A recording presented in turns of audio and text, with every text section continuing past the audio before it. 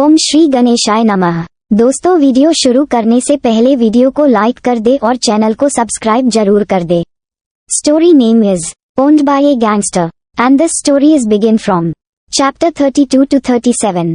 And guys, don't forget to share your reviews and put on your earphones before starting the video for better experience. तो चलिए शुरू करते हैं।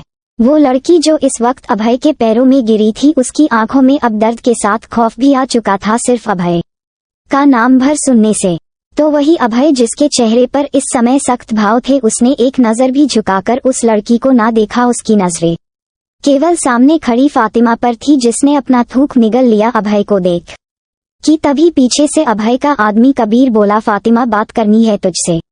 ये सुन फातिमा जबरन मुस्कुराई जजी और फिर उसने उस लड़के की तरफ देखा जो कुछ समय पहले उस लड़की के साथ नाच रहा था, रघु। फातिमा का इशारा समझ रघु तुरंत उस लड़की के पास आया और उसने उसे कंधे से संभालकर खड़ा कर दिया।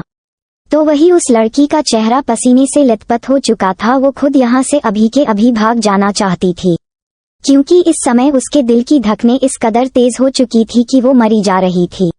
अभय ने एक नजर तक उस लड़की को ना देखा और उसे पूरी तरह से नजरअंदाज करते हुए ठीक उस लड़की के करीब से होकर आगे गुजार गया। और जब अभय को अपने इतने करीब से उस लड़की ने गुजरता पाया तो उसका रोम रोम सिहर उठा। अभय आगे आकर अब फातिमा के सामने खड़ा था, तो वही रघु ने उस लड़की को अच्छे से संभाला और अगले ही पल उसे वहां से ले गया। सुहाना इस समय अपने दोस्तों के साथ पार्टी करने में मग्न थी, जब भागते हुए उसका एक फ्रेंड आया और उसने हौंसते हुए कहा, तूने वीडियो देखा? उसे हौंसते देख सुहाना हैरान हुई। एक मिनट, तू भाग क्यों रहा है? वो सब छोड़ सुहाना, तू ये बता, तूने कोई वीडियो देखा? कौन सा वीडियो? ये सुन सुहाना के उस दोस्त ने तुरंत वो वीडियो उसे दिखाया जिसमें अरमान और आयशा का कॉलेज वाला दृश्य था। जैसे जैसे वीडियो आगे बढ़ता जा रहा था, वैसे वैसे सुहाना की आंखें फटी जा रही थी। उसके पैरों तले मानो जमीन खिसक गई और उसने दंग चेहरे के साथ अपने सिर पर हाथ रख लिया। What the heck? सुहाना को यकीन नहीं हो रहा था कि अभी अभी उसने जो देखा वो सच था। अरमान की कार सीधा मेंशन के आगे आ रुकी, जहां अरमान का चेहरा एकदम रिलैक्स और हमेशा की तरह एक्सप्रेशनलेस था। तो वही आयशा के अंदर डर पैदा होने लगा। उसे नहीं समझ आ रहा था कि वो कैसे शरत का सामना करेगी और क्या जवाब देगी उन्हें। अरमान ने अपनी सीट बेल्ट खोलते हुए कहा, तुम्हें किसी से कुछ भी कहने की जरूरत नहीं है, इन सब के लिए मैं हूँ। कहकर अरमान आयशा के बेहद करीब आया और उसने खुद उसकी सीट बेल्ट को खोला। आयशा तो वैसे भी पागल हो जाती थी उसकी करीबी पर। खैर, कुछ ही समय में वो दोनों अंदर पहुंचे, जहां अरमान शर्टलेस था, तो वही आयशा ने खुद के ऊपर उसकी शर्ट डाल रखी थी और उसे इस समय काफी शर्मिंदी महसूस हो रही थी। कुछ ही पलों में वो दोनों अंदर पहुंचे, तो अंदर पहुंचते ही उन्हें हॉल में शरद खड़े दिखाई दिए, जिन्हें पहली दफा आयशा ने इतना गंभीर देखा था। आसपास कई स्टाफ भी खड़ा था और जूलिया भी आंख फाड़े अरमान और आयशा को देखे जा रही थी। अरमान का दिमाग गर्म हो गया जब उसने सबको आयशा को घूरते हुए पाया। आंखें प्यारी नहीं है क्या तुम सबको? अरमान चिल्लाया और उसकी आवाज में वार्निंग महसूस कर हर किसी ने अपनी नजरें आयशा से हटा की। शरद अब भी खामोश खड़े थे। अरमान ने एक नजर उनकी आंखों में देखा और फिर उसने यूं ही शरद को देखते हुए आयशा से कहा, तुम अपने रूम में जाओ, कपड़े चेंज करो जाके। ये आयशा ने अपनी नजरें तक नहीं उठाई थी और अरमान के इन शब्द को सुनते ही वो बिना एक पल गवाए वहां से चली गई, क्योंकि इस वक्त जिस हालत में वो खड़ी थी, ऐसे में उससे खुद यहाँ नहीं रुका जा रहा था। आयशा के जाते ही अरमान और शरद अब वहां अकेले रह गए थे। एक अजीब सी ठंडी लहर उठ गई। वहां दोनों एक दूसरे की आंखों में देखे जा रहे थे और दोनों में से ही कोई भी अपनी नजरें झुकाने को तैयार नहीं था कि तभी शरद धीरे धीरे कदमों के साथ अरमान के सामने आ खड़े हुए और उन्होंने सख्त आवाज में कहा, क्यों किया दुनिया के सामने ये तमाशा? ताकि दुनिया के दिमाग से ये वहम निकल जाए कि वो मेरी बहन नहीं बंदी है, अरमान ने छूटते ही जवाब दिया। तो वही उसको बेखौफ देख शरद का खून खौल उठा। तुम्हें कोई अंदाजा भी है तुमने क्या किया है अरमान? क्या फर्क पड़ता है? जो मुझे करना था वो तो मैं कर चुका। कहते हुए अरमान शरद के एकदम करीब आ खड़ा हुआ और आप नहीं रोक पाए मुझे। दोनों बाप बेटे अपनी आंखों में आग लिए एक दूसरे को घूरे जा रहे थे कि तभी अरमान ने कहा, अब आप भी इस सच को जितनी जल्दी एक्सेप्ट कर लेंगे उतना बेहतर होगा, वरना आपसे बेहतर कौन जानता है मुझे जो चीज मुझे पसंद आ जाए उसे मैं अपना बनाकर ही रहता हूँ। शरद दंग रह गए आयशा के लिए अरमान का पागलपन देख। ये मेरी जिंदगी है डैड, और यहाँ शय भी मेरी होगी और मात भी मेरी, और ये कहते ही अरमान ने मुस्कुराते हुए शरद के कंधे पर रखा और वहां से सीधे अपने रूम में चला गया। और शरद वो अपनी आंखों में क्रोध की लावा लिए थगे से खड़े रह गए। शाम का वक्त। शरद इस समय अपने कमरे में ही मौजूद थे जब उन्होंने अपने मैनेजर को बुलाकर पूछा, अरमान जा चुका है? ये सर कुछ देर पहले ही गए हैं, हमम कहकर शरद कुछ सोचने लगे। और इधर आयशा को समझ नहीं आ रहा था कि वो शरद से क्या कहेगी और उनका कैसे सामना करेगी। वो परेशानी से अपने कमरे में चक्कर लगाए जा रही थी जब किसी ने गेट नॉक किया। आयशा ने जाकर दरवाजा खोला तो सामने जूलिया खड़ी थी। जूली, आपको नीचे गार्डन में बुलाया है, जूलिया ने पहली दफा बेरुखी से कहा और बिना आयशा से बात किए वहां से चली गई। उसका ये बर्ताव आयशा को खल गया, लेकिन वो कुछ नहीं कर सकती थी। खैर थोड़ी देर में वो नीचे गार्डन में आई जहां उसे कोई दिखाई ना दिया, लेकिन कुछ ही कदम आगे बढ़ाने पर अब जाकर उसे एक शख्स दिखा जिसकी केवल वो पीठ देख पा रही थी। आयशा सोच में पड़ गई। वो धीरे से उस शख्स के पीछे खड़ी हुई और बोली, कौन है आप? उसके इस सवाल को सुन वो शख्स जैसे ही मुड़ा तो उसकी शक्ल देख आयशा की आंखें हैरानी के मारे फैल गईं। पारस, आयशा ने कहा। वो लड़का पारस था जो मुस्कुराते हुए आयशा को देखने लगा और अगले ही पल सीधा उसके गले आ लगा। आयशा खुश बेशक हुई थी पारस को वहां देख, लेकिन जैसे ही वो उसके गले लगा अचानक से आयशा को अरमान का ख्याल सता गया। जबकि अरमान यहाँ नहीं था तब भी आयशा को डर का एहसास होने लगा और वो अगले ही पल पारस से अलग होकर दूर खड़ी हो गई। अरमान की कार एक बड़े से गैराज के सामने आ रुकी। उसने अपनी आंखों पर चश्मा चढ़ाया और वो गाड़ी से उतरा और सीधे अंदर जाने लगा। उसने इस समय काले रंग की शर्ट के साथ जीन्स पहनी थी। वो गैराज के अंदर जाने लगा तभी रास्ते में शौर्य आया और खुद भी अरमान के साथ चलते हुए बोला, जैसा तूने कहा था वैसा हमने किया है, अरमान उसे अभी तक जिंदा रखा है। अरमान ने इसका कोई जवाब ना दिया और सीधे अंदर चला आया। अंदर का हाल और अधिक डरावना था। एक बड़े से पानी से खौलते टब के ठीक ऊपर एक लड़के को लटका रखा था। वो लड़का उल्टा लटका था, उसके हाथ बंधे थे और चेहरा बेहाल हो चुका था। उसे देख अरमान ने अपनी आंखों से चश्मा उतारा और वही बेफिक्री से एक कुर्सी पर जा बैठा। उसने आंखों से ही अपने एक आदमी को कुछ इशारा किया जिसे समझकर वो आदमी हरकत में आया और उसने ठंडे पानी से भरी बाल्टी को उस लड़के के मुंह पर उड़ेल दिया, जिससे उस लड़की की आंखें खुल गई और वो बुरी तरह फड़फड़ा उठा। अरमान एक टक उसे देख जा रहा था कि तभी उसने कहा, रोनित आहूजा, उम्मीद है ज्यादा दिक्कत नहीं हुई होगी यहाँ पर। हाँ, उस गर्म पानी से खौलते हुए टब के ऊपर उल्टा लटका शख्स रोनित था, जिसे अरमान ने उसी दिन उठवा लिया था जब उसकी वार्निंग के बावजूद वो आयशा के करीब गया और यहाँ तक कि उसने अरमान को हल्के में लेने की भूल कर डाली। हालांकि अरमान ने अब तक उसे कोई चोट नहीं पहुंचाई थी, लेकिन ये सब किसी यातना से भी कम नहीं था। रोनित अपनी जान की भीख मांगने लगा, मुझे क्यों पकड़ रखा है? आखिर गलती क्या है मेरी? किस चीज की सजा दे रहे हो तुम सब मुझे? रोनित बुरी तरह से रो पड़ा। उसकी हालत पर शौर्य को तरस जरूर आया मगर वो कुछ नहीं कर सकता था। और तभी अरमान ने एक गहरी सांस ली और शौर्य से कहा, नीचे उतार इसे। उसकी इस बात पर शौर्य को राहत मिली और उसने तुरंत अपने आदमियों से कहकर रोनित को नीचे उतरवा दिया। इतने वक्त से हवा में लटके रहने के बाद अब जब रोनित को जमीन नसीब हुई तो उसे लगा मानो वो यमराज के कुंड से बाहर आया हो। रोनित की हालत बहुत खराब हो चुकी थी और इधर अरमान उस कुर्सी से उठ खड़ा हुआ और जाकर एड़ी के बल रोनित के पास बैठ गया। अरमान को वहां देख रोनित डर और गुस्से में भर गया। क्यों किया तुमने मेरे साथ ऐसा? किस बात की सजा दे रहे थे तुम मुझे? सजा? अरमान ने अचानक से कहा, तुझे पता नहीं है अभी की मेरी सजा कैसी होती है? खुशनसीब है तू जो अभी तक यहाँ जिंदा है, वरना अरमान ने अपनी बात अधूरी छोड़ दी। क्यों किया तुमने मेरे साथ ये सब? रोनित ने सवाल किया। और ये सुन अरमान कुछ पल के लिए खामोशी से उसे देखता रहा और फिर अचानक से हंस पड़ा, मगर उसकी ये हंसी भी खतरनाक थी कि तभी अरमान ने एक झटके में ही रोनित के गालों पर एक जोरदार तमाचा रसीद दिया। उसका केवल थप्पड़ भर खाने से रोनित के गाल झंझना गए। तो वही अरमान ने उसकी कॉलर पकड़ी और दांत पीसते हुए कहा, मना किया था ना मैंने तुझे आयशा के करीब नहीं जाना है, लेकिन शायद दिमाग में घुसी नहीं वो बात। पर मैं बस एक बार समझाता हूँ, दूसरी बार या तो मेरे हाथ समझाते है या लात। रोनित खौफ से भर उठा। शुक्र मना जो तुझे जिंदा छोड़ रहा हूँ, वरना एक बार जो अरमान मलिक की काल कोठरी में आ जाता है उसकी सिर्फ लाश यहाँ से बाहर जाती है। अरमान के कहे एक एक शब्द इतने डरावने थे कि रोनित का पसीना छूट गया। तो वही अरमान खड़ा हुआ और उसने कहा, उम्मीद है अब सब कुछ अच्छी तरह से तेरे भेजे में घुस गया होगा, और अगर नहीं घुसा तो याद रख। कहकर अरमान ने उस उबाल मार रहे पानी के टब को देखा। अगली बार तू इस पानी के बाहर नहीं बल्कि अंदर होगा। और ये कहते ही अरमान ने दोबारा अपनी आंखों पर चश्मा चढ़ाया और वहां से जाने के लिए मुड़ गया, लेकिन जाने से पहले उसने शौर्य से कहा, घर पहुंचा दे इसे। और इसी के साथ अरमान वहां से चला गया। और इधर आयशा अपने सामने खड़े पारस को देख हैरान भी थी और खुश भी। तभी उसने सवाल किया, पारस तुम यहाँ क्यों? मैं यहाँ नहीं आ सकता, तुम भूल गई हो मुझे। मैं नहीं, पारस ने मुस्कुराते हुए कहा। नहीं पारस, नहीं, क्या सच ही तो कह रहा हूँ।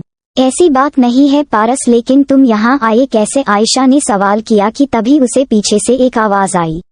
इसे मैंने यहाँ बुलाया है। ये शरद की आवाज थी, जिसे सुन आयशा तुरंत मुड़ी और वहाँ कुछ दूरी पर शरद खड़े थे, अपने होंठों पर मुस्कान लिए।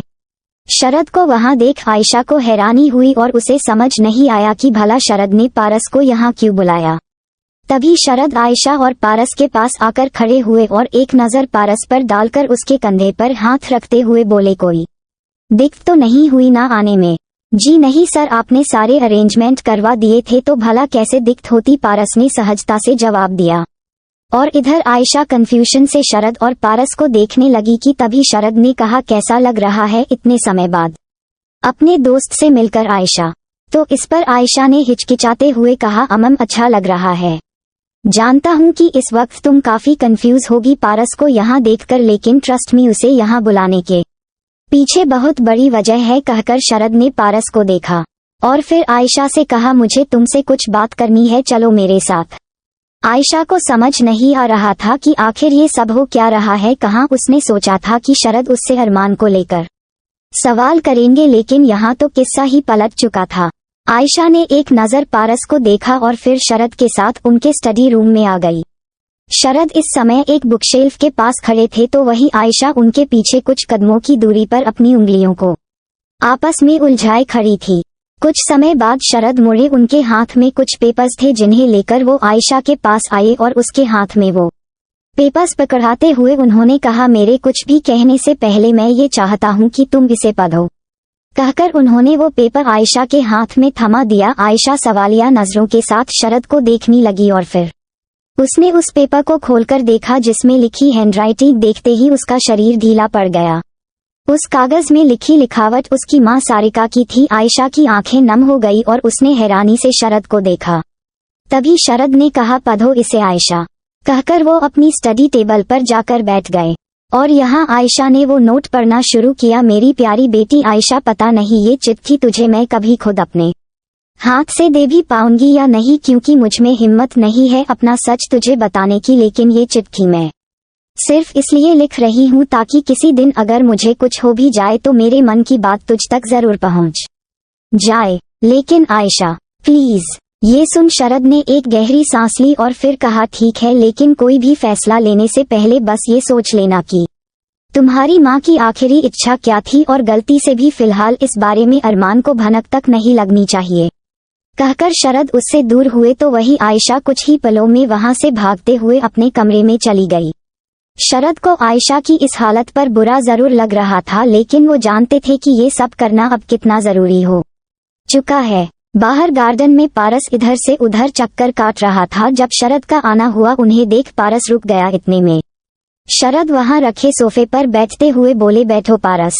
ये सुन पारस भी वही बैठ गया और कुछ ही समय में शरद ने गंभीर आवाज में कहा, तुम्हें पता है ना पारस की आखिर करना क्या है? इस पर पारस ने सीरियस टोन में कहा, लेकिन सर आयशा, उसकी फिक्र तुम मत करो, वो कभी इनकार नहीं करेगी, और आज मैंने जो सच्चाई उसे बताई है ये सब जानने के बाद तो बिल्कुल नहीं, शरद ने भारी आवाज में कहा। और अरमान सर, उनका क्या? पारस के इस सवाल पर शरद सोच में पड़ गए। अरमान को संभालना मेरे लिए नामुमकिन होगा, लेकिन मुझे इस नामुमकिन को मुमकिन में तब्दील करना ही होगा। उसे गलती से भी ये पता नहीं चलना चाहिए कि तुम यहाँ किस मकसद से आए हो। समझ आई बात? शरद ने कहा तो पारस ने अपना सिर हिला दिया। अब मैं चलता हूँ, तुम्हारे ठहरने का इंतजाम करवा दिया है मैंने, मेरा मैनेजर सब बता देगा तुम्हें, कहकर शरद वहां से उठकर जाने लगे कि तभी पीछे से पारस ने कहा, लेकिन क्या मैं जान सकता हूँ कि आप खुद अपने बेटे के खिलाफ क्यों जा रहे हैं। इस पर शरद के कदम जहां कर तहां रुक गए और उन्होंने बिना मुड़े ही कहा, क्योंकि मैं जानता हूँ अपने बेटे को कि वो इंसान के रूप में क्या है। कहकर शरद मुड़े और पारस की आंखों में आंखें डाल बोले, इसका मतलब ये नहीं कि मैं अरमान के लिए एक अच्छी लड़की नहीं चाहता, लेकिन मैं ये भी नहीं चाहता कि वो लड़की आयशा हो, क्योंकि आयशा हद से ज्यादा मासूम है। अरमान जैसा शख्स उसके लिए सही हो ही नहीं सकता, और मैंने सारिका से वादा किया था कि उसके पीछे हमेशा मैं आयशा का ख्याल रखूंगा, तो भला जानबूझकर कैसे उसे मौत के कुएं में धकेल दूं। शरद के कहे इन शब्दों को सुन पारस खामोश रह गया और उसे इस बात का भी एहसास हुआ कि अरमान कितना खतरनाक होगा, क्योंकि अगर एक बाप खुद अपने बेटे से डर रहा है तो ये स्पष्ट है कि वो बेटा कितना खौफनाक हो सकता है। अरमान बुरा था, बहुत बुरा, शायद उसमें एक भी अच्छाई ना हो, पर वो जैसा आयशा के लिए था उसकी जगह ना कोई पारस ले सकता है और ना ही कोई रोनित, पर ये बात शायद शरद कभी नहीं समझ पाएंगे, क्योंकि उन्होंने कभी उसका वो रूप देखा ही नहीं था जो रूप उसका आयशा के लिए होता था, पागलपन, जुनून और दीवानगी से भरा रूप। रात का वक्त, अरमान की कार मेंशन के आगे आ खड़ी हुई, काफी गहरी रात हो चुकी थी, इसलिए इस समय पूरा स्टाफ अपने क्वार्टर में जा चुकी था। अरमान अंदर आकर सीधे अपने रूम की तरफ जाने को मुड़ा, लेकिन तभी अचानक से उसके कदम रुक गए और तभी उसके होंठों पर एक शातिर मुस्कान तैर गई। कुछ ही समय में अरमान इस समय आयशा के रूम के बाहर खड़ा था। उसने दरवाजा खोला तो पूरे रूम में अंधेरा छाया था। वो अंदर आया और अब जाकर उसकी आंखों को राहत पहुंची। बिस्तर पर सुकून से लेटी आयशा को देख वो उसके करीब अपने कदम बढ़ाने लगा और कुछ ही पलों में बेहद ही डिम लाइट में दिख रहा आयशा का दमकता हुआ चेहरा अरमान की नजरों के सामने आ गया। वो बिना एक पलक झपकाए आयशा को देखता रहा और फिर धीरे से उसके करीब जब बैठा उसने आयशा के सिर पर अपना हाथ रखा और फुर्सत से उसकी सूरत निहारने लगा। अरमान के चेहरे पर अजीब से भाव थे, कुछ स्पष्ट नहीं कहा जा सकता था कि आखिर वो सोच क्या रहा है। तो वही आयशा इस पल सुकून से आंख बंद किए नींद की दुनिया में सवार थी कि तभी अरमान उठ खड़ा हुआ और कुछ ही पलों में वहां से चला गया। और इधर जैसे ही दरवाजा बंद होने की आवाज आयशा के कानों में पड़ी, ये सुनते ही अचानक से उसने अपनी आंखें खोल ली। यानी वो इतनी देर से अरमान के सामने सोने का सिर्फ नाटक कर रही थी जानबूझकर। आयशा ने एक गहरी सांस ली और तुरंत बिस्तर से उठ बैठी, लेकिन वो जैसे ही उठी उसी पल अचानक से अपने आप उसके कमरे की सारी लाइट जल गई, जिन्हें देख आयशा कुछ भी समझ पाती कि तभी उसकी नजर सामने दीवार से टिककर खड़े अरमान पर गई, जिसे देख आयशा का दिल धक रह गया। और अब आयशा की शक्ल ऐसी हो गई थी मानो वो कोई चोरी करते हुए पकड़ी गई, तो वही अरमान एकटक उसे देखे जा रहा था, जिसकी नजरों की तपिश आयशा से बर्दाश्त न हुई और उसने तुरंत शर्मिंदगी से अपनी नजरें झुका ली। और तभी अरमान ने अपनी जेब से एक सिगरेट निकाली और उसे लाइटर से जलाकर अपने होंठों में फंसाते हुए आयशा के करीब अपने कदम बढ़ाने लगा। तो वही आयशा को अपनी झुकी नजरों से ही एहसास हो गया उसके करीब आने का, और जैसे जैसे अरमान कर कदम उसके करीब बढ़ रहे थे वैसे वैसे आयशा का चेहरा पसीने से भींगता जा रहा था। एक साधारण से दिख रहे कमरे में इस समय काफी कम उजाला था, नाम मात्र की रोशनी थी उस कमरे में, बहुत ही सीमित सामान था। ये बिल्कुल भी लग्जरियस रूम नहीं था। तो वही उस कमरे के बीचों बीच पड़े एक छोटे से बेड पर एक लड़की लेटी थी जिसकी आंखें बंद थी। ऐसा लग रहा था कि वो लड़की सो रही है, मगर उसकी ये नींद बिल्कुल भी सुकून भरी नहीं थी, क्योंकि उसके चेहरे की लकीरें एक अजीब सी दास्तां बयां कर रही थी, मानो वो कोई भयानक ख्वाब देख रही हो। धीरे धीरे उस लड़की के चेहरे की दहशत बढ़ती ही जा रही थी और सांसें बेहद तेज होती जा रही थीं, और तभी अब तो उसे मानो सांसें तक लेने में तकलीफ होने लगी हो। एक पल ना लगा और उसका पूरा शरीर पसीने से लथपथ हो गया। उस लड़की का चेहरा लाल हो चुका था और दिखने में ऐसा लगा मानो उसका अभी दम घुट जाएगा कि तभी अचानक से उसने अपनी आंखें खोली और लगभग चीखते हुए बिस्तर से उठ बैठी। उसके गोरे बदन पर पसीने की बूंदें इस कदर चमक रही थी मानो वो कोई मोती हो। उसके दिलकश चेहरे पर सिर्फ खौफ और दहशत की सांसें अब भी अथाह तेज थी और उसकी आंखों में नमी आ गई। कुछ समय बाद जब उसने महसूस किया कि वो सिर्फ एक भयानक सपना देख रही थी, तो मानो उसे अब जाकर राहत महसूस हुई, लेकिन दिल तो अभी भी बेचैन था, इस कदर बेचैन कि सुकून दूर दूर तक नसीब में नहीं था।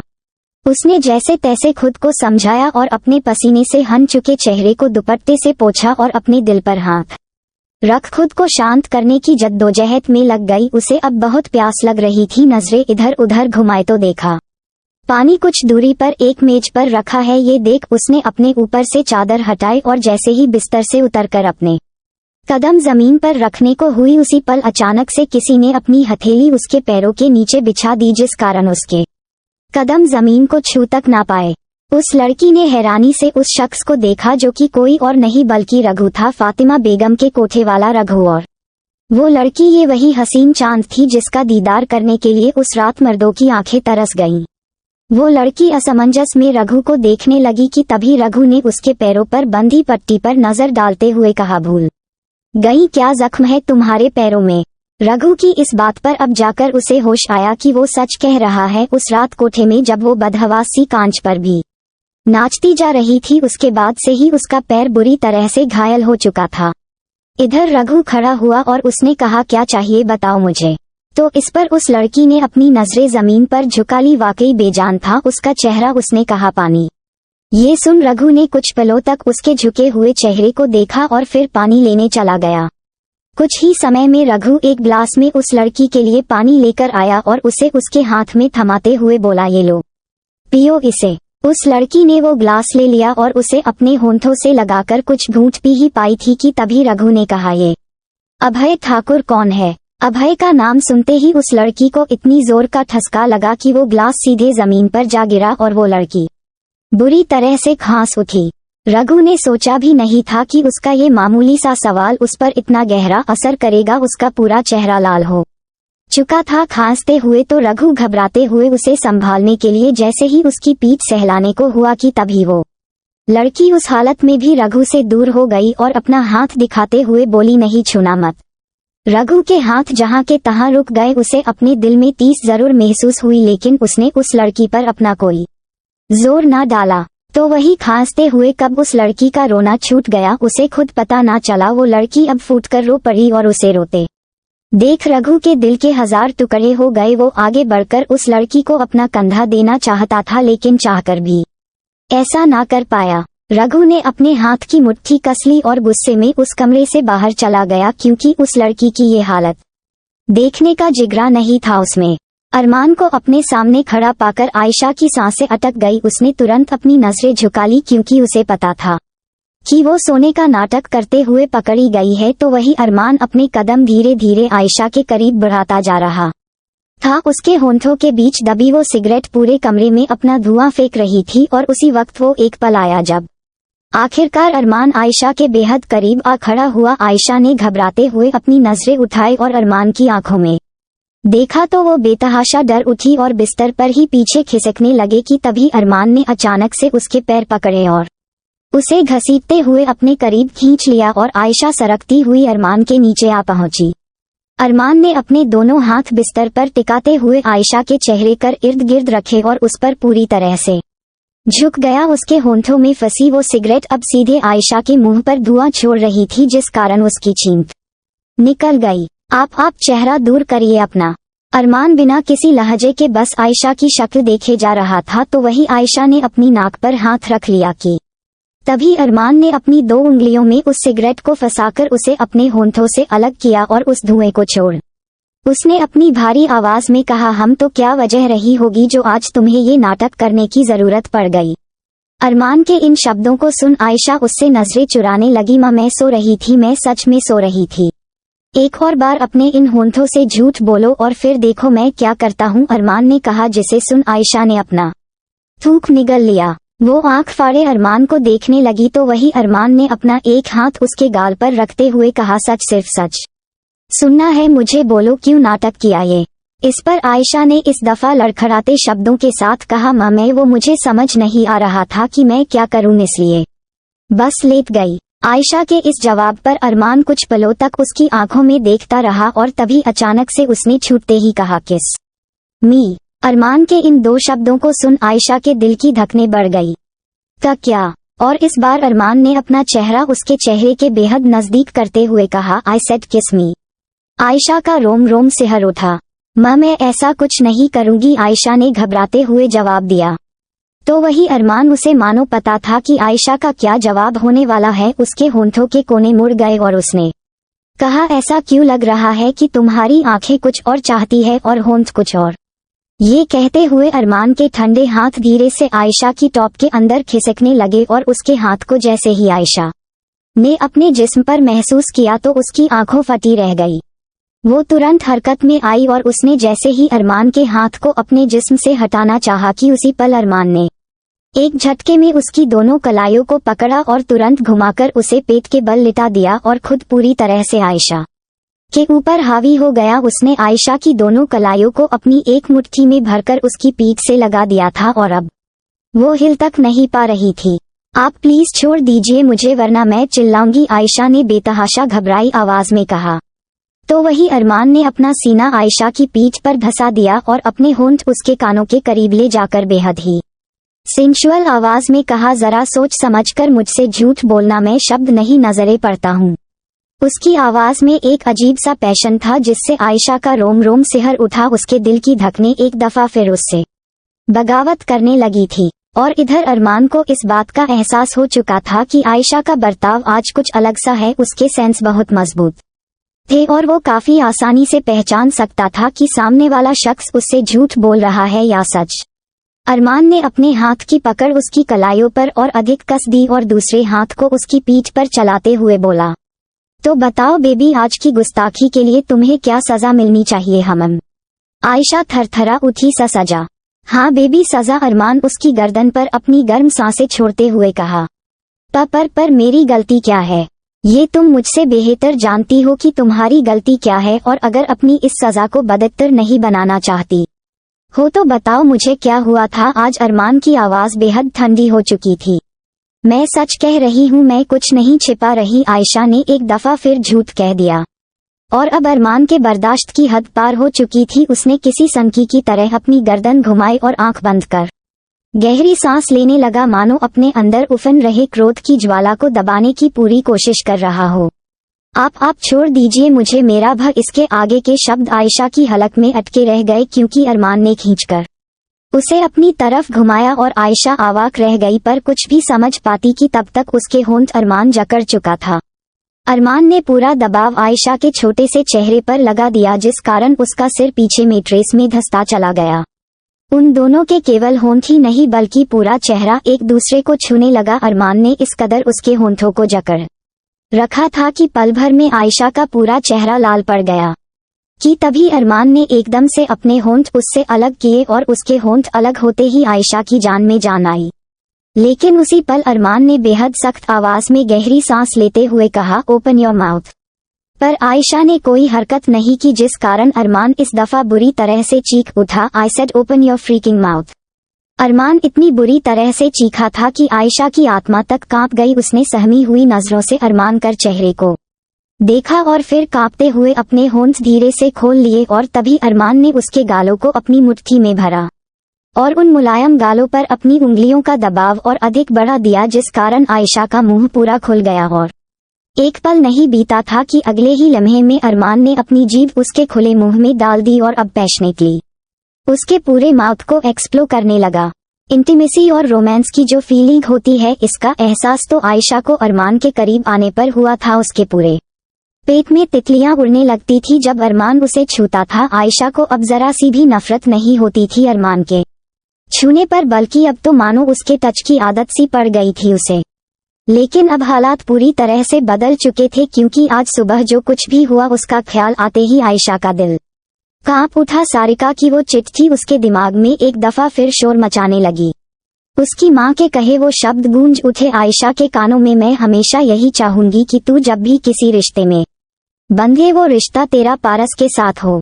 आयशा की आंखों में आंसू चलने लगे। जहां अरमान पूरी तरह से आयशा को खाए जा रहा था तो वही आयशा का अब शरीर कांपने लगा। सारिका के शब्द बार बार उसके कानों में गूंज रहे थे कि तभी अचानक से आयशा में ना जाने कैसे इतनी हिम्मत आई कि उसने जोर से अरमान के कंधों पर धक्का मार दिया जिस कारण अरमान के होंठ उससे दूर हो गए और इस बात का फायदा उठाकर आयशा ने सांस लेना भी जरूरी नहीं समझा और सीधे चिल्ला उठी, दूर रहिए मुझसे, पास मत आइए मेरे।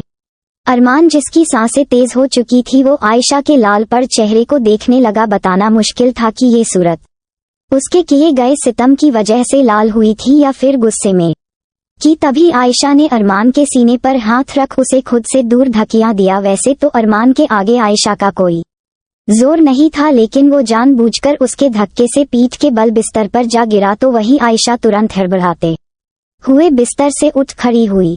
पर अरमान वो आराम से अपने दोनों हाथ अपने सर के पीछे रखकर लेट गया और उसने एक पैर पर अपना दूसरा पैर टिका दिया। वो इस कदर आयशा को देखने लगा मानो उसे नजरों से ही खा जाएगा कि तभी आयशा ने महसूस किया कि उसकी नजरें कहीं और ही टिकी है। इस बात का एहसास होते ही आयशा ने भी उसकी नजरों का पीछा किया और जैसे ही खुद को देखा तो शर्म के मारे उसके गाल लाल पड़ गए, क्योंकि उसकी ढीली ढाली टी शर्ट उसके कंधे से बहुत ज्यादा फिसल चुकी थी, जिस कारण उसकी पीच कलर की ब्रा स्ट्रिप विजिबल हो गई।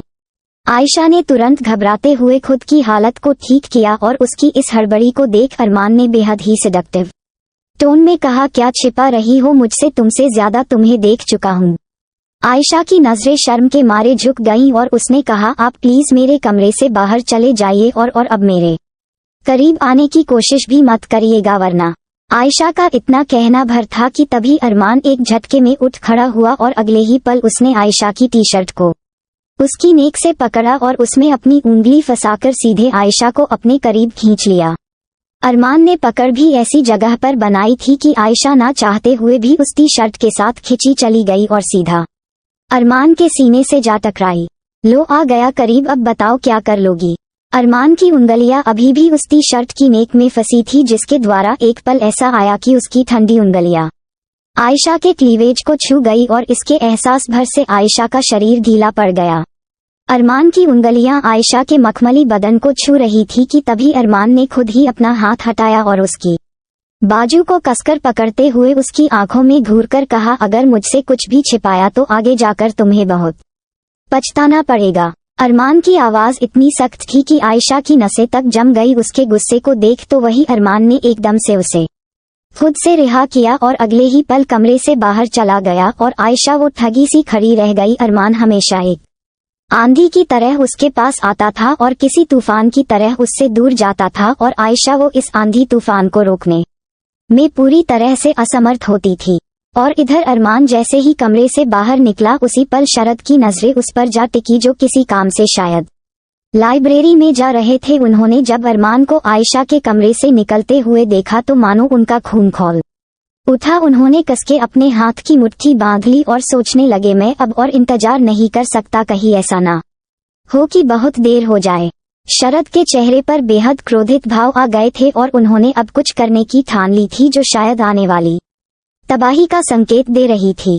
अंदर कमरे में आयशा पूरी तरह से सुन्न पड़ चुकी थी। वो धम्म से घुटनों के बल जमीन पर जा गिरी और उसकी आंखों से आंसू की बूंदें बह गईं। उसे कुछ समझ नहीं आ रहा था कि वो क्या करे। अरे वो तो आज तक अपने दिल के जज्बात भी नहीं समझ पाई थी, क्योंकि अरमान के लिए उसे जैसा महसूस होता था इसका जवाब उसे खुद नहीं पता था। अरमान की करीबी उसे डराती भी थी और इसी के साथ कुछ अलग सा एहसास जगाती थी जिन्हें समझ पाने में वो खुद नाकामयाब थी। उसने अपने सिर पर हाथ रख लिया और सिसकते हुए बोल पड़ी, मैं अपनी मम्मा की आखिरी ख्वाहिश कभी अधूरी नहीं छोड़ूंगी। आपने बहुत कुछ किया है मेरे लिए मम्मा, और अब शायद मेरी बारी है। अगर आप पारस को मेरे साथ देखना चाहती थी तो मैं राजी हूँ पारस को अपनाने के लिए। और आखिरकार आयशा ने ऐसा फैसला ले लिया था जिसका अंजाम क्या हो सकता है इसका उसे अंदाजा भी नहीं था। अगली सुबह तकरीबन 6 बजे आयशा को कमरे का दरवाजा खटखटाने की आवाज सुन उसकी नींद खुली और जब उसने आंखें खोली तो खुद को जमीन पर बैठा पाया। उसे याद आया कि कल रात उसकी रोते रोते जमीन पर ही आंख लग गई थी। खैर आयशा उठी और एक गहरी सांस लेकर दरवाजा खोलने चली गई। उसकी आंखें कुछ हद तक सूज चुकी थी रोने की वजह से। आयशा ने दरवाजा खोला तो वहां जूलिया खड़ी थी, जिसने बेरुखी से कहा, अरमान सर ने आपको प्रैक्टिस रूम में बुलाया है। कहकर जूलिया तुरंत वहां से चली गई। आयशा को उसका ये बर्ताव बहुत बुरा लग रहा था, लेकिन वो समझ सकती थी कि सब कुछ जिस तरह से हुआ था उस कारण कोई भी इसी तरह पेश आएगा। लेकिन इस वक्त आयशा को सबसे ज्यादा इस बात की चिंता सताई जा रही थी कि वो प्रैक्टिस रूम में कैसे जाएगी, क्योंकि वहां जाने का मतलब है कि उसे अरमान का सामना करना पड़ेगा और शायद उसके करीब भी जाना पड़ेगा। लेकिन अब आयशा ये नहीं होने देना चाहती थी। उसने बेहद परेशानी से अपने सिर पर हाथ रख लिया और कमरे के चक्कर काटते हुए सोचने लगी, क्या करूं, क्या बहाना बनाऊं जिससे वो मुझसे कोई सवाल जवाब ना करें। आयशा का दिमाग खराब हुआ जा रहा था ये सोचते सोचते, लेकिन तभी अचानक से उसकी नजर कमरे में रखे एक सामान पर गई, जिसे देख आयशा समझ गई कि अब उसे क्या करना है। जूलिया घबराते हुए प्रैक्टिस रूम में आई, जहां पहले से ही अरमान एक आदमी के साथ फाइट कर रहा था। आज सुहाना वहां नहीं थी क्योंकि वो इस वक्त आउट ऑफ इंडिया थी। जूलिया ने पीछे से कहा, सर आयशा मैम नहीं आ पाएंगी।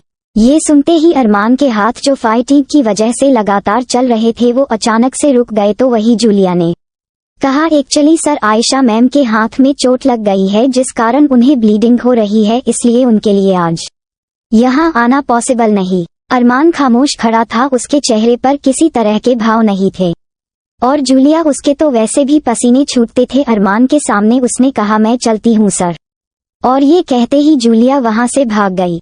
यहाँ आयशा अपना जख्मी हाथ लिए बिस्तर पर बैठी थी। उसने जानबूझकर अपने हाथ को चोटिल कर लिया ताकि अरमान के साथ उस प्रैक्टिस को करने के हर मुमकिन रास्ते बंद हो जाएं, और शायद उसकी ये कोशिश कामयाब रही क्योंकि वो इतना तो जान चुकी थी कि इस हालत में अरमान उसे कभी फोर्स नहीं करेगा।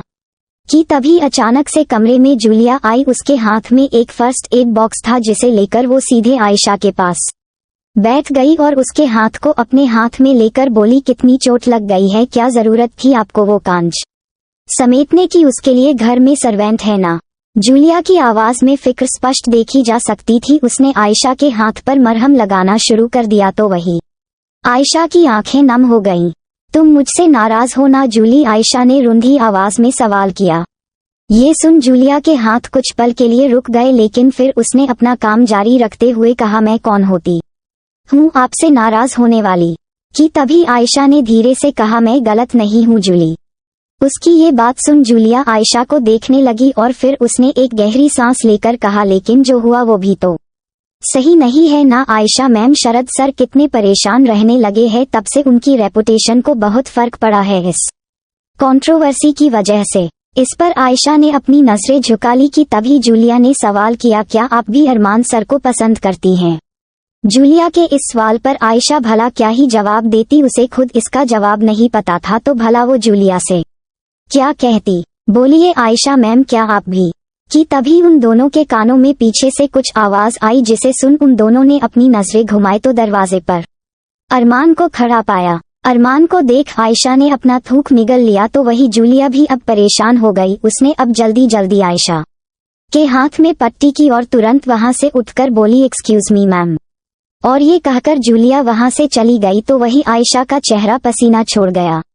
अरमान इस समय अपने ब्लैक कलर के जिम क्लोथ्स में था। उसके बदन पर बह रही पसीने की बूंदें अभी भी स्पष्ट देखी जा सकती थीं और पसीने के मारे बाल भी कुछ हद तक भीग चुके थे। स्पोर्ट्स वियर की वजह से उसके कसे हुए बाइसेप्स उसे और अधिक डेंजरस लुक दे रहे थे।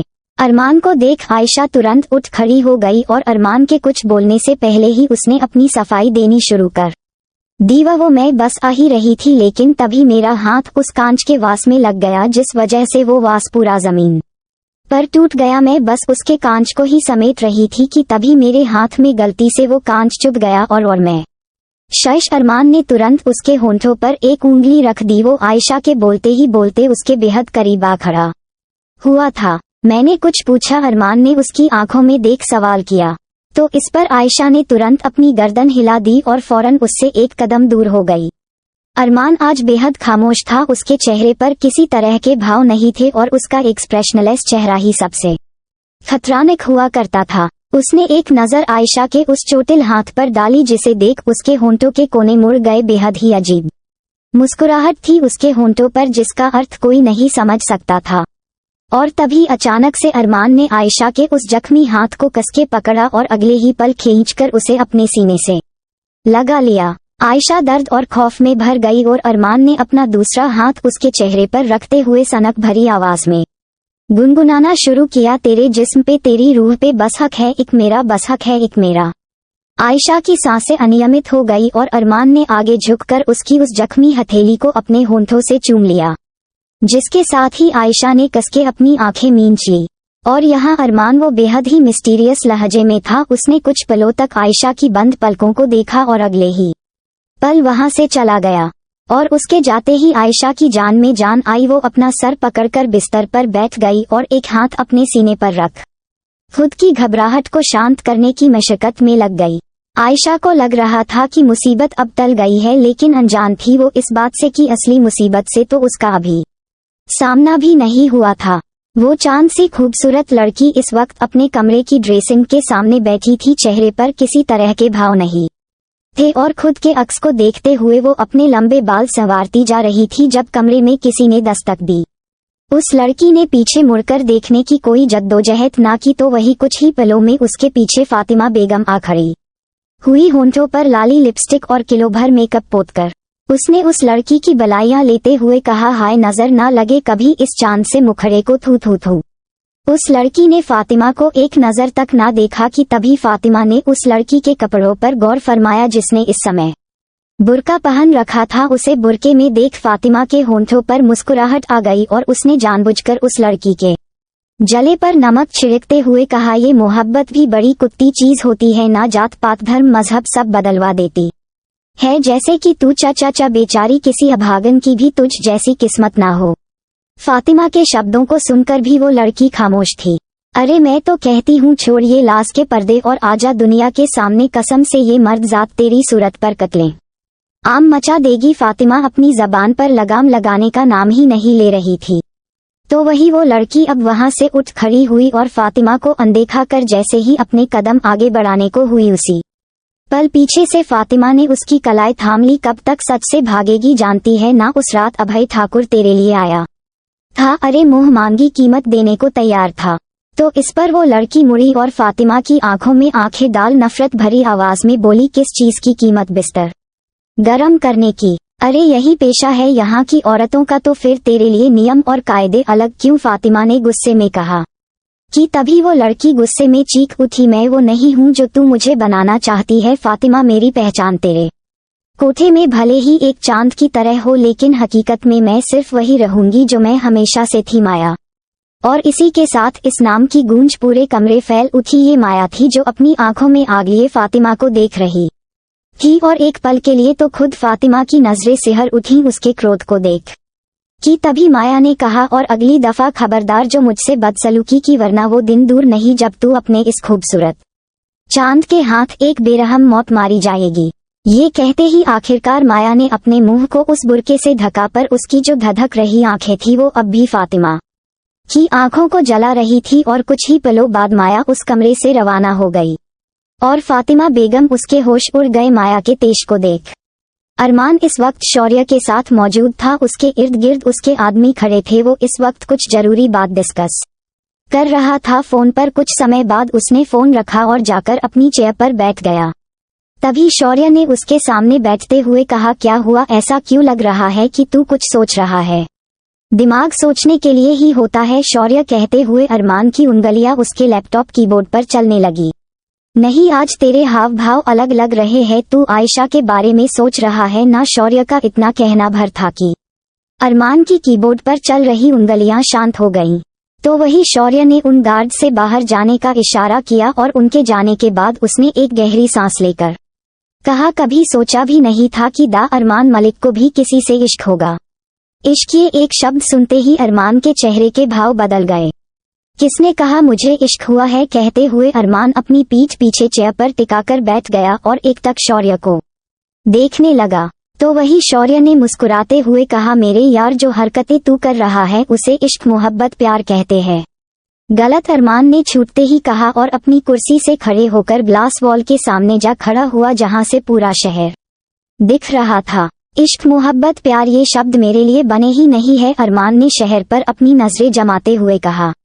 तो फिर आयशा वो क्या है? शौर्य ने हैरानी के साथ सवाल किया। आयशा इन 3 लफ्जों से कई गुना बढ़के है। वो मेरी जिद है, पागलपन है, सनक है, जिसे पाने के लिए मैं दुनिया तक तबाह कर सकता हूँ, कहकर अरमान पलटा। And when I am saying it I mean it. Armaan के शब्दों में इतना वजन था कि शौर्य उसे देखता ही रह गया। और फिर शौर्य ने मुस्कुराते हुए कहा, तेरा पागलपन ही एक दिन प्यार बनेगा और मैं देख सकता हूँ कि वो दिन अब दूर नहीं। शौर्य और अरमान दोनों एक दूसरे की आंखों में देखे जा रहे थे और उस कमरे में एक अजीब सी सर्द हवाएं फैल गईं। दूसरी तरफ एक ऊंची सी इमारत की छत पर एक शख्स खड़ा था। उसने अपने दोनों हाथ पेंट की जेब में डाल रखे थे और वो फॉर्मल कपड़े पहने हुए था कि तभी पीछे से एक लड़का आया जिसने उस शख्स से कहा, सर आपने इतनी अर्जेंटली मुझे यहाँ क्यों बुलाया है? ये सुन वो शख्स पलटे जो कोई और नहीं बल्कि शरद थे और उनके सामने खड़ा लड़का पारस। शरद के चेहरे पर बेहद सख्त भाव थे, जिसके साथ ही उन्होंने पारस से कहा, वक्त बर्बाद नहीं कर सकता मैं पारस, और इसीलिए अब सीधा मुद्दे पर आता हूँ। कहकर शरद पारस के ठीक सामने आ खड़े हुए और उसकी आंखों में आंखें डाल बोले, तुम आयशा से शादी करोगे और वो भी कल? शरद के इन शब्दों को सुनते ही पारस के होश उड़ गए। क्या शादी और वो भी कल? पारस ने हैरानी के साथ कहा। हाँ कल, शरद ने बिना किसी भाव के जवाब दिया। लेकिन अंकल, आयशा उसकी एज ही क्या है अभी, और उसे हम मनाएंगे कैसे? पारस को समझ नहीं आ रहा था कि सब कुछ इतनी जल्दबाजी में क्यों हो रहा है। आयशा की फिक्र तुक मुझ पर छोड़ दो पारस, आज कुछ ही देर में मैं तुम्हें एड्रेस सेंड करूंगा और कल शाम ठीक 7 बजे तुम्हें उस एड्रेस पर आना है, और इस बारे में कानों कान किसी को भनक तक नहीं लगनी चाहिए। इनफैक्ट ये बात अब तुम खुद से भी नहीं दोहराओगे जब तक तुम्हारी शादी आयशा से ना हो जाए, शरद ने कहा। लेकिन सर आखिर रीजन क्या है जो इतनी अर्जेंसी में आपने ये डिसीजन लिया? पारस ने वाजिब सवाल किया। तो शरद ने छूटते ही कहा, अरमान, इसकी वजह सिर्फ और सिर्फ अरमान है, क्योंकि मैं जानता हूँ कि मैंने अब अगर और देर की तो सब कुछ मेरे हाथ से निकल जाएगा, और अरमान को मैं अच्छी तरह से जानता हूँ, उसे भनक भी लग गई कि तुम यहाँ आए हो तो वो बर्बाद कर डालेगा सब कुछ, इसलिए इससे पहले वो कुछ भी कदम उठा पाए मैं तुम्हें आयशा के साथ रिश्ते में बांध दूंगा। कहकर शरद ने एक गहरी सांस ली और फिर दूसरी ओर देखते हुए बोली, और उसके बाद अरमान चाहकर भी आयशा पर अपना हक नहीं जता पाएगा, क्योंकि तब तक मैं सारे रास्ते बंद कर दूंगा उसके लिए। शरद का चेहरा ही बयां कर रहा था कि आयशा को लेकर अब वो कुछ भी करने को तैयार थे। शाम का वक्त। आयशा इस समय अपने कमरे में थी जब वहां शरद ने दस्तक दी। उन्हें देख आयशा खड़ी हुई और शरद उसके पास आकर बोले, कैसी हो? तो इस पर आयशा ने धीरे से कहा, ठीक हूँ। वही शरद ने एक लंबी सांस ली और फिर वो बोले, अब मैं तुमसे जो कहने जा रहा हूँ उसे ध्यान से सुनना बेटा, और समझने की कोशिश करना कि ये सब मैं तुम्हारे भले के लिए ही कर रहा हूँ। आयशा सवालिया नजरों से शरद को देखने लगी और तभी शरद ने आगे कहा, तुम कल ही पारस से शादी करोगी आयशा? ये सुनते आयशा के पैरों तले जमीन खिसक गई। क्या कहा आपने? आयशा से बोला तक नहीं जा रहा था। आयशा, मैं जानता हूँ कि ये सब बहुत जल्दबाजी में हो रहा है, लेकिन क्या मानती हूँ मैं पारस के लिए राजी हुई हूँ, इसका मतलब ये नहीं कि मैं उससे कल ही शादी कर लूंगी। आयशा चीख उठी। आपको अंदाजा भी है इस बात का कि आप कह क्या रहे हैं? जानता हूँ मैं कि जो कुछ कह रहा हूँ उसे एक्सेप्ट करना बहुत मुश्किल होगा तुम्हारे लिए, लेकिन मुझे कुछ नहीं सुनना मिस्टर मलिक। आपकी बात मानने का मतलब ये नहीं है कि मैं आपके हाथ की कठपुतली बन जाऊं।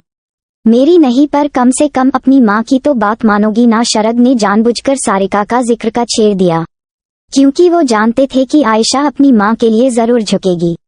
तभी शरद उसके पास आए और उसके सिर पर हाथ रख धीरे से बोले, मैं जानता हूँ कि ये सब गलत हो रहा है तुम्हारे साथ, लेकिन मैं ये भी जानता हूँ कि अगर अभी मैंने ये कदम नहीं उठाया तो कल को इससे भी गलत हो सकता है। अरमान तुम्हारे लिए किस हद तक पागल हो चुका है ये मैंने उसकी आंखों में देखा है बेटा, इसलिए अगर मैंने देर की तो अरमान तुम्हें कभी किसी और का नहीं होने देगा, और सारिका उसकी आखिरी इच्छा हमेशा कर लिए अधूरी रह जाएगी। आयशा पूरी तरह से टूट गई, उसकी आंखों से आंसू की बूंदें निकलने लगी और वो सीधा बिस्तर पर जा बैठी। उसके जिस्म में मानो जान ही नहीं बची थी।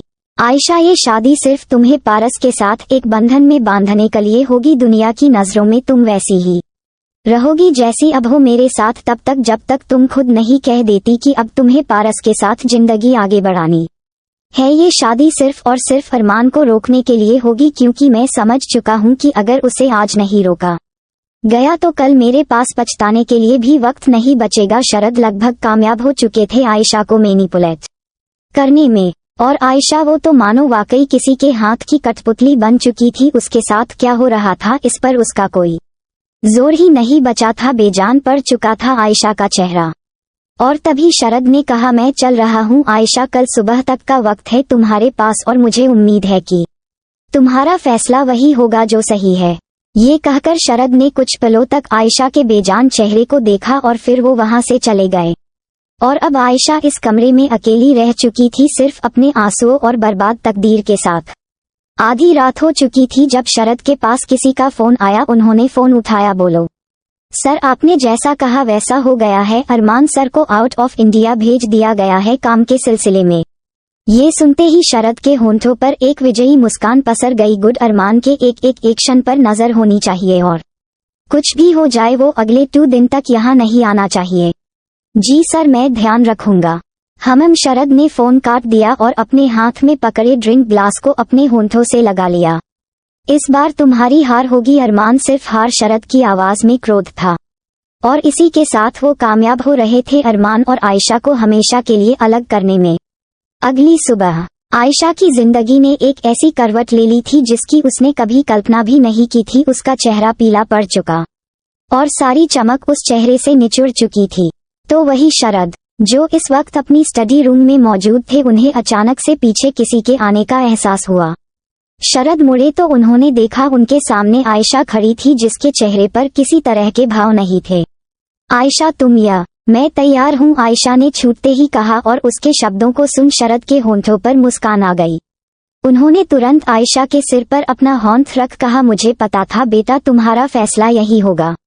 पर आयशा ने पलटकर कोई जवाब नहीं दिया और सीधे वहां से मुंह फेरते हुए चली गई। शरद उसकी हालत अच्छी तरह समझ सकते थे, लेकिन उनके हिसाब से वो जो कर रहे थे वो सिर्फ और सिर्फ आयशा की भलाई के लिए था। एक कमरे में किसी आदमी को जबरदस्ती लाया गया जो कि पूरी तरह से डरा हुआ था, तो वही उस कमरे में रखी एक बड़ी सी कुर्सी पर बैठा था अभय, सफेद रंग के पठानी सूट में। वो आदमी सीधा अभय के पैरों में आ गिरा और बोला, मालिक हम सच कह रहे हैं, हमें इससे ज्यादा और कुछ पता नहीं है। तो वही अभय का चेहरा सख्ती के भाव उड़े था। और तभी कबीर ने कहा, सर इसने देखा है उन्हें लास्ट टाइम। कहकर कबीर ने उस आदमी को मारते हुए कहा, एह बोल कहाँ देखा था। तो वो आदमी डर के मारे हकलाते हुए तुरंत बोल उठा, मालिक हमने आखिरी बार उनको एक आदमी के साथ देखा था। कौन था वो आदमी? अभय ने अपनी भारी आवाज में कहा। तो इस पर उस आदमी ने छूटते ही कहा, अरमान मलिक। और इसी के साथ अरमान का नाम अभय के कानों में गूंज उठा। आयशा की जिंदगी ने ऐसी करवट ले ली थी जिसकी उसने कभी कल्पना भी नहीं की थी। शाम हो चुकी थी और अंधेरा छा गया था, बिल्कुल उसी तरह जिस तरह आयशा की जिंदगी अंधेरे से भर चुकी थी। वो इस वक्त किसी कमरे में बैठी थी, दुल्हन के लिबास में सजी धजी। हर दुल्हन के चेहरे पर एक रौनक हुआ करती है, मगर आयशा के चेहरे पर रौनक तो दूर की बात है, बल्कि उसकी सूरत तो बेजान थी। वो ड्रेसिंग टेबल के सामने बैठी अपने अक्स को आईने में देख रही थी और लाल रंग की चुनरी ओढ़े खुद की आंखों में देखे जा रही थी। उसकी आंखों में आंसू भरे थे, लेकिन उन्हें वो बहने नहीं देना चाहती थी। वो एक टक खुद के चेहरे को देखे जा रही थी, या यूं कहे अपनी बर्बाद तकदीर को, जिसके हर खुशी के रंग उड़ चुके थे। कि तभी उसके फोन में एक मैसेज आया जिसने आयशा का ध्यान भटका दिया। आयशा ने उस मैसेज को देखा और फिर कुछ सोचने लगी कि तभी उसने पारस को एक मैसेज किया, जिसके बाद वो वहां से उठ खड़ी हुई और दिल में एक फैसला ठानकर उस कमरे से बाहर निकल गई।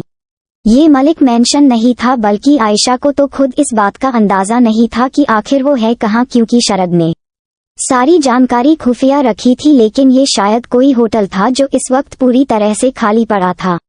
आयशा कमरे से बाहर निकली और अपना लहंगा समेटते हुए किसी ओर बढ़ गई। कुछ ही पलों में एक अंधेरे में डूबी बड़ी सी बालकनी के पास आयशा का आना हुआ, जिसने उस अंधेरे में पीठ करके खड़े एक छाया को देखा और आयशा समझ गई कि ये शख्स कोई और नहीं बल्कि पारस है। तभी आयशा ने एक गहरी सांस ली और कहना शुरू किया, मैं नहीं जानती कि अब मैं जो कहूंगी वो सुनकर तुम्हारा क्या फैसला होगा, लेकिन भले ही हमारा रिश्ता मजबूरी में क्यों ना बंध रहा हो, लेकिन मैं इस रिश्ते को झूठ की नींव पर नहीं टिकाना चाहती। आयशा का दिल कांपने लगा था। ये सब कहते हुए, मैं अपनी जिंदगी का सच बताए बिना तुमसे कोई रिश्ता नहीं बना सकती पारस। ये कहकर आयशा ने एक गहरी सांस ली, मैं वजन नहीं हूँ पारस।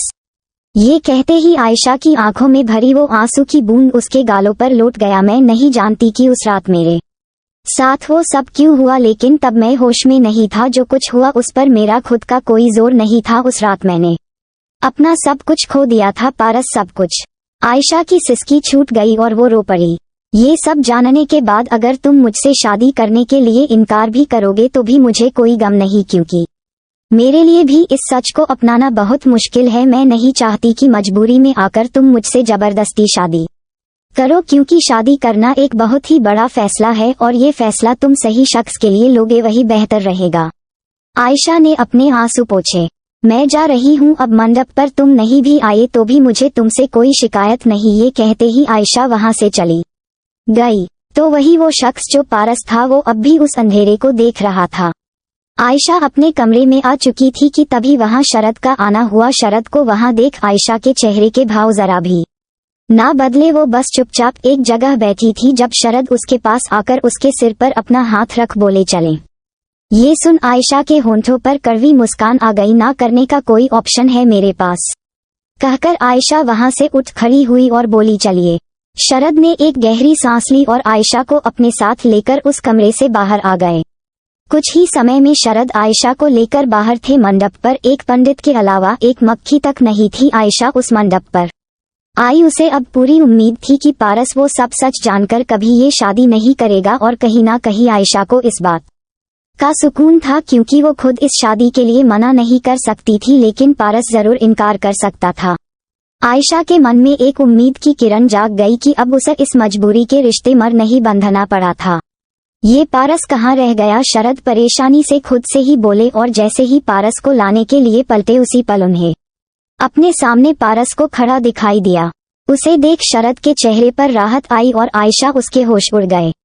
उसकी आखिरी उम्मीद भी टूट रही थी, क्योंकि पारस के चेहरे पर किसी तरह का गुस्सा या गम नहीं था, और न ही उसके चेहरे को देख ऐसा लग रहा था कि वो इस शादी के लिए इनकार करेगा। तो वही पारस ने मुस्कुराते हुए आयशा को देखा और शरद से कहा, चलिए मैं तैयार हूँ।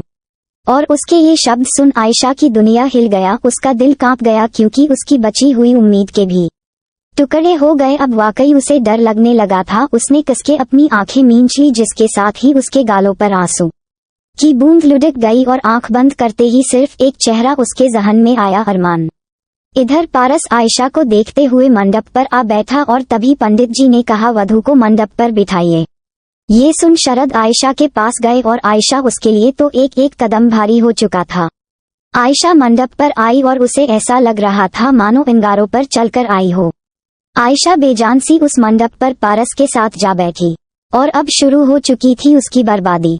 पंडित ने मंत्र पढ़ने शुरू किए, और जैसे जैसे वक्त बीतता जा रहा था वैसे वैसे आयशा की आत्मा मरती जा रही थी। और पारस, उसने जब आयशा का झुका हुआ चेहरा देखा तो उसने धीरे से अपना हाथ आयशा के हाथ पर रख कहा, मैं जानता हूँ कि ये सब बहुत जल्दबाजी में हो रहा है, लेकिन मैं हर सिचुएशन में तुम्हारे साथ रहूंगा, फिक्र मत करो। आयशा ने आंसुओं से भरी नजरों से पारस को देखा, और तभी पंडित जी ने कहा, अब वर वधू की मांग में सिंदूर भरिए। आयशा के कानों में जैसे ही ये शब्द पड़े उसका पूरा शरीर कांप उठा। उसकी सांसें तेज हो गई और आंख फाड़े वो बस पंडित जी को देखती ही रह गई। उसका दिल कर रहा था कि वो अभी सब छोड़कर वहां से भाग जाए, लेकिन वो कुछ नहीं कर पा रही थी, कुछ भी नहीं। तो वही पारस ने अपनी चुटकी में सिंदूर भरा और उसे आयशा के माथे कर करीब बढ़ाने लगा। पारस का हाथ जैसे जैसे आयशा के करीब बढ़ता जा रहा था वैसे वैसे आयशा का दिल बैठा जा रहा था। और यहाँ आयशा के माथे पर जैसे ही सिंदूर के छींटे पड़ते कि तभी ना जाने कहां से उस मंडप पर बदहवास सा एक आदमी आ गिरा, जो पूरी तरह से खून से लथपथ था। अचानक से उस आदमी को ऊपर वाले फ्लो से गिरते देख इतनी जोर की आवाज आई कि वहां मौजूद हर किसी का दिल थरथरा उठा, और मंडप पर रखा सारा सामान इत्र बितर हो चुका था। किसी को कुछ समझ ना आया कि अचानक से ये हुआ क्या, लेकिन तभी शरद ने गौर किया कि ये आदमी तो वही है जिसने यहाँ पर शादी की सारी अरेंजमेंट्स करवाई थी और अरमान को इंडिया से बाहर भेजा था। शरद भागकर उस आदमी के पास आए और उसकी ये हालत देख उनकी आंखें फटी रह गईं। कि तभी एक आवाज उनके कानों में गूंजी, जिसे सुन हर किसी का दिल धक्का रह गया। बर्बादी मुबारक हो मिस्टर शरद मलिक। ये आवाज सुनते ही शरद के दिल की धड़कनें रुक गई और वो स्तब्ध रह गए। तो वहीं आयशा उससे तो हिला तक ना गया। तो वही शरद ने खौफ भरी आंखों को ऊपर उठाया और वहां उन्हें होटल के कॉरिडोर पर बनी रेलिंग पर बैठा दिखा। वो शख्स जिसे देख शरद के पैरों तले जमीन खिसक गई। काली रंग की शर्ट के साथ ब्लैक ब्लेजर और पैंट पहने बैठा था अरमान मलिक, जिसके दोनों हाथ रेलिंग पर टिके थे, जहां एक हाथ में थी बंदूक और दूसरे हाथ की कलाई पर बंधी थी चमचमाती महंगी घड़ी। अरमान के होंठों पर अजीब सी मुस्कान थी और शरद के चेहरे पर दहशत, सिर्फ और सिर्फ दहशत। तो आगे क्या होने वाला है, आपका क्या कहना है, कमेंट करके जरूर शेयर करें। अभी कहानी जारी रहेगी। So don't forget to share your review and comment your best part of an story. और अगर आपने अभी तक हमारे चैनल को सब्सक्राइब नहीं किया तो कृपया इसे सब्सक्राइब करें और बेल आइकन पर क्लिक करें ताकि आप हमारी नई कहानी पहले पा सके। And if you like my story so comments your feelings with heart emoji. तो मिलते हैं नेक्स्ट वीडियो, तब तक के लिए राधे राधे।